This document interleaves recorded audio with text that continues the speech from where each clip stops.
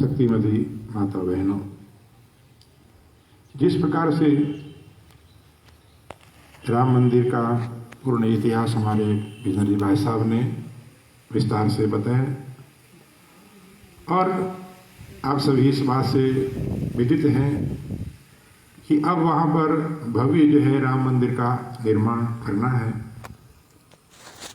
राम जो है वो हमारे भारतीय धर्म की आत्मा है। वाल्मीकि रामायण में वाल्मीकि जी महाराज ने वाल्मीकि रामायण लिखने से पहले नारद जी महाराज से पूछा कि नारद जी महाराज, ऐसा कोई व्यक्ति हो कि जो साक्षात धर्म की मूर्ति हो, मैं उनका चरित्र जो है वो लिखना चाहता हूं। तो नारद जी महाराज ने वाल्मीकि जी महाराज को कहा, वाल्मीकि जी महाराज, रामो साक्षात विग्रहवान धर्म, राम जो है वो साक्षात धर्म की मूर्ति है, विग्रह है। और इसलिए आप भगवान राम का जो है चरित्र लिखें। तो नारद जी महाराज की प्रेरणा से वाल्मीकि जी महाराज ने रामायण, जिसको वाल्मीकि रामायण कहते हैं, जिसमें भगवान राम का संपूर्ण चरित्र जो है उन्होंने वर्णन किया है। और हमने तो ये भी सुना है कि भगवान राम के अवतार के पहले ही वाल्मीकि जी महाराज ने पूरी रामायण लेकर के तैयार कर दी। तो वास्तव में राम जो है वो हमारे धर्म के प्रतीक हैं, हमारे धर्म की मूर्ति हैं। और इसलिए हमारे यहाँ पर चाहे कोई किसी भी देवता का उपासक रहा हो, वो चाहे राम को मानने वाले हों, चाहे कृष्ण को मानने वाले हों, चाहे शिव जी को मानने वाले हों, चाहे गणेश जी को मानने वाले हों, देवी को मानने वाले हों, सभी जो है परस्पर जब मिलते हैं तो सबसे आपस में राम राम सा, राम राम सा, सब यही ठीक है। अब समय के अनुसार धीरे धीरे अलग अलग जो है क्षेत्रों में कहीं राधे राधे, कहीं जय श्री कृष्णा, परंतु अपने यहाँ पर इस आंचल में तो विशेष करके आप देखें तो चाहे कोई किसी भी उपासना पद्धति को मानने वाला हो, परंतु वो भी राम राम, कोई आपस में राम राम सा, राम राम सा। तो राम जो है वो इतने सबके मन में बसे हुए हैं। मीराबाई कृष्ण उपासक है, इस बात को सब जानते हैं, और मेड़ता में तो विशेष करके। परंतु कृष्ण उपासक मीराबाई भी जो है, जब उसे पूछा कि आपको क्या मिला भजन करने से, साधना करने से आपको क्या मिला, तो उन्होंने कहा, पायो जी मैंने राम रतन धन पायो। ये नहीं कहा कि मैंने कृष्ण रतन धन पाया, कि श्याम रतन धन पाया। उन्होंने भी कहा, पायो जी मैंने राम रतन पायो, राम रमैयो मारो कृष्ण कन्हैया। जितने कई ऐसे बहुत सारे भजन है जिनमें उन्होंने जो है राम शब्द का प्रयोग किया मीराबाई ने। मेरो मन राम ही राम रटे रे।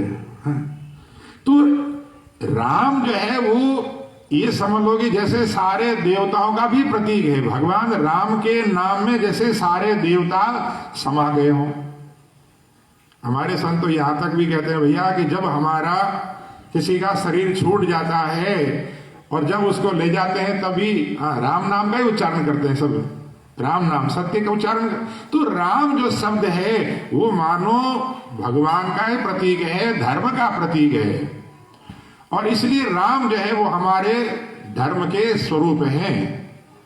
तो उन भगवान राम, जो राम जी हमारे धर्म के स्वरूप हैं और जिन्होंने पूरे विश्व को एक आदर्श बताया कि वास्तव में पुत्र कैसा होना चाहिए, पिता कैसा होना चाहिए, भाई कैसा होना चाहिए, ये जो उपदेश उन्होंने अपने आचरण के द्वारा सारे संसार को दिया है, ऐसे भगवान राम का जो है मंदिर भव्य से भव्य बनना चाहिए। और जैसा भाई साहब ने कहा कि ये हमारा सपना, और हमारे नहीं, हमारी कई पीढ़ियों का सपना है। कितने 500 वर्ष के लगभग हो गए इसको, युद्ध को चलते हुए राम मंदिर के लिए।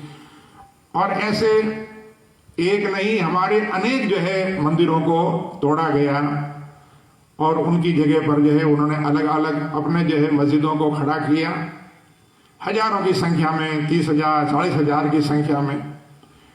परंतु भारत आजाद होने के बाद में जैसे सोमनाथ मंदिर का निर्माण जो है वो किया गया, संसद में प्रस्ताव पास करके सरदार वल्लभ भाई पटेल के कहने से, होना तो ये चाहिए था कि उसी समय जो है कम से कम और जो है दूसरे मंदिरों का न हो, परंतु हमारे भारतीय सनातन धर्म के जो 3 प्रमुख राम जन्मभूमि, कृष्ण जन्मभूमि और काशी विश्वनाथ, भगवान विश्वनाथ का जो मंदिर जहाँ मस्जिद बनी है, कम से कम ये भी सोमनाथ के साथ साथ में जो इनका निर्माण भव्य होना चाहिए था। परंतु हमारे कुछ राजनीतिक दल जो अपने आप को धर्मनिरपेक्ष सिद्ध करने के चक्र में जो है उन्होंने ये कार्य को नहीं होने दिया। और हमारे संत कहते भी हैं कि भैया जैसे एक किन्नर होता है, वो स्त्री से ज्यादा सुंदर दिखने के लिए अपने शरीर के साथ में अन्याय भी करता है, श्रृंगार करता है, और उसी प्रकार से अपने आप को धर्म निरपेक्ष सिद्ध करने के लिए, अपने आप को सेकुलर सिद्ध करने के लिए हमारे धर्म और संस्कृति के साथ में अन्याय कर रहे हैं। पैदा तो हिंदू ही घरों में हुए हैं। मैं तो एक बात कहता हूं कि हिंदुस्तान में जो भी पैदा हुआ है वो हिंदू है।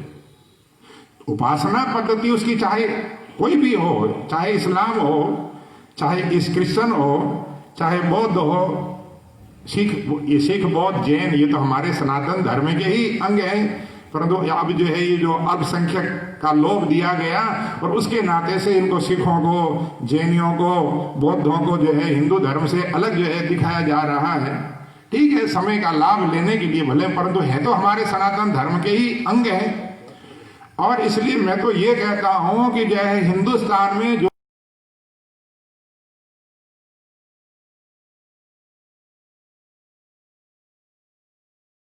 भी जीवन जीने की एक पद्धति है, और इसलिए हिंदू का उपासना पद्धति से कोई संबंध नहीं है। ठीक है, उपासना पद्धति हमारे सनातन धर्म में जो है कोई राम को मानता है, कोई कृष्ण को, कोई शिव को, सबकी अलग अलग उपासना पद्धतियां हैं, परंतु उससे कोई हिंदू होने में विरोध नहीं है, क्योंकि हिंदुस्तान में पैदा हुए हैं, इस मिट्टी से हमारा जन्म हुआ है, और इसलिए इस नाते से हम हिंदू हैं।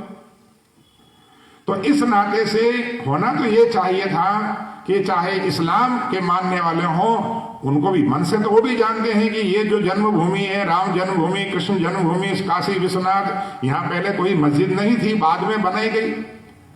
राम जी का जो इतिहास है वो तो कोई आज का नहीं है। भगवान राम जी के अवतार को तो लाखों वर्ष हो चुके। हमारे सनातन धर्म के अनुसार कलयुग के 5000 से कुछ ऊपर वर्ष बीत गए, और द्वापर जो युग है 8,64,000 वर्ष का द्वापर युग माना है, तो 8,64,000 वर्ष द्वापर के बीत गए। उसके पहले त्रेता युग में भगवान राम जी का अवतार हुआ, तो लगभग जो है 8,75,000 वर्ष के लगभग जो है वो राम जी के अवतार को हो चुके हैं। तो राम जी का जो इतिहास है वो तो लाखों वर्ष पुराना है, और इस्लाम जो धर्म है उसको तो 1442 वर्ष हुए हैं। इसलिए ये तो निश्चित है, इस बात को सब जानते हैं कि चाहे वो आक्रांता आए जिन्होंने हमला करके और हमारे मंदिरों को ध्वंस किया, नष्ट किया, और उसकी जगह पर उन्होंने जो है अपनी मस्जिदें खड़ी की।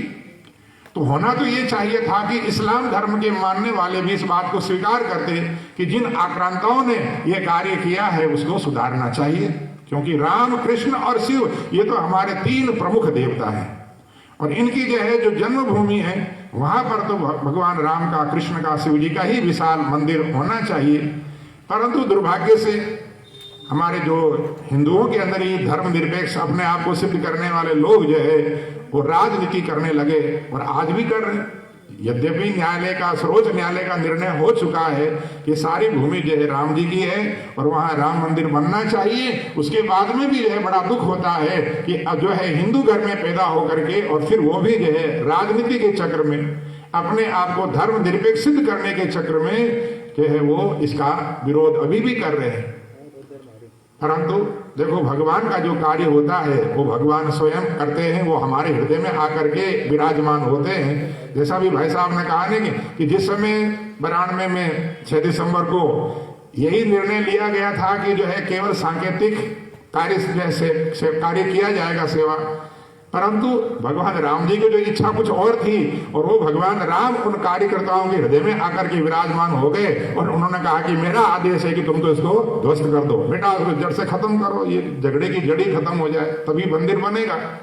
जब तक ये झगड़े की जड़, और ये निश्चित है कि अगर 6 दिसंबर को वो जो है ढांचा ध्वस्त नहीं होता तो वहां पर न खुदाई हो पाती और न ये निर्णय हो पाता कि ये राम जी का मंदिर पहले यहाँ था। इसलिए जो होता है वो सब अच्छा ही होता है, राम जी की इच्छा से हुआ है। और अभी राम जी आकर के और सर्वोच्च न्यायालय के जो 5 जज थे उनके हृदय में आकर के विराजमान हुए और उन्होंने जो है देखा संयोग, भगवान भी तो संयोग देखते हैं कि इस समय जो शासन है वो भी धर्म के अनुकूल है, वो चाहे केंद्रीय शासन हो और चाहे उत्तर प्रदेश का शासन हो, वो भी दोनों धर्म के अनुकूल है। और ऐसे प्रसंग पर भगवान राम ने उन जजों के हृदय में विराजमान होकर के और उनके द्वारा भी अपने पक्ष में निर्णय करवाया। और अब जो है राम जन्मभूमि का शिला पूजन जो है, भूमि पूजन भी हो चुका है और इसलिए आपका हम और हमारा सबका कर्तव्य बनता है कि वहाँ पर जो है बहुत ही भव्य से भव्य मंदिर का निर्माण हो। और इसलिए जो है अपने अपनी शक्ति और अपने अपने सामर्थ्य के अनुसार आप इसमें अनुदान करें। और आज ये जो कार्यालय का यहाँ पर उद्घाटन हुआ है इसके लिए मैं बहुत बहुत साधुवाद और धन्यवाद देता हूँ। और वास्तव में जो है देखो, राम जी का काम तो राम जी करते हैं, आपको और हमको तो केवल उन्होंने निमित्त, जैसे गीता में भगवान ने अर्जुन ने कहा ना, अर्जुन करता तो मैं हूँ, तुम तो केवल एक निमित्त बन जाओ, खड़े हो जाओ, निमित्त मात्रम भव सव्यसाचिन। ये सव्यसाची तुम एक निमित्त बन जाओ, अपने हाथ में धनुष बाण ले लो, बाकी तो सब करने वाला तो मैं हूँ, परंतु खड़ा तुमको होना पड़ेगा। ये भगवान ने जो संदेश दिया, जो आदेश दिया है, वो हमारे सबके लिए सिरोधार्य है कि आप सब के सब लोग ये खड़े हों। और देखो हिंदू जो है जन्म सोता बहुत ज्यादा है, कुंभकर्ण की नींद, और इसलिए इसको जगाना पड़ता है, बार बार जगाना पड़ता है। और इसलिए हम सबका कर्तव्य बनता है कि जो कुंभकर्ण की नींद सोए हुए हैं उनको भी घर घर जाकर के जगाएं कि भैया राम मंदिर का निर्माण होने जा रहा है। और इसलिए आप उसमें अपने शक्ति के अनुसार जो है अनुदान दें। तो देखो कितना बड़ा हमारा सौभाग्य है। यह तो भगवान राम जी का जब अवतार हुआ और उस समय जो भगवान राम जी के दल में थे, साथ में थे, वो भी बड़े सौभाग्यशाली थे। हमारे आचार्य श्री दरियाव जी महाराज के शिष्य हुए किशन दास जी महाराज। टाकला, जब नागौर से जोधपुर जाते हैं तो रास्ते में टाकला ग्राम आता है, वहां पर अभी किशन दास जी महाराज का बहुत ही भव्य देवल मंदिर वहां पर निर्माण हुआ है। तो उन किशन दास जी महाराज से पूछा कि महाराज आप राम नाम की उपासना करते हैं, आप राम जी के बारे में क्या जानते हैं? तो किशन दास जी महाराज ने कहा किसना चाकर आदि का आजकाल का ना है।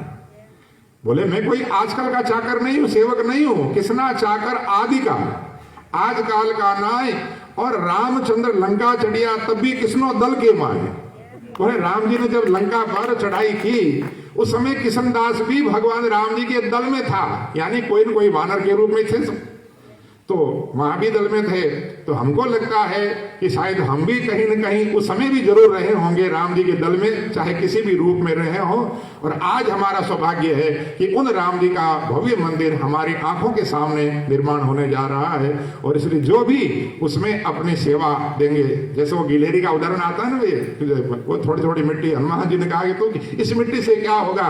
बोले कि चाहे कुछ भी हो या न हो, परंतु जब भी इतिहास लिखा जाएगा तब ये तो लिखा जाएगा कि एक गैलेरी ने भी उसमें अपना सहयोग प्रदान किया था। तो एक इतिहास बनने जा रहा है। और इसलिए आपका और हमारा सबका कर्तव्य है कि अपनी शक्ति के अनुसार, अपने सामर्थ्य के अनुसार उसमें जो है अनुदान सहयोग दे करके और इस भव्य मंदिर के निर्माण को और भव्य बनाएं। बस यही कह करके मैं अपनी वाणी को विराम दे रहा हूं। बोले सियावर रामचंद्र भगवान की, राम जन्मभूमि की।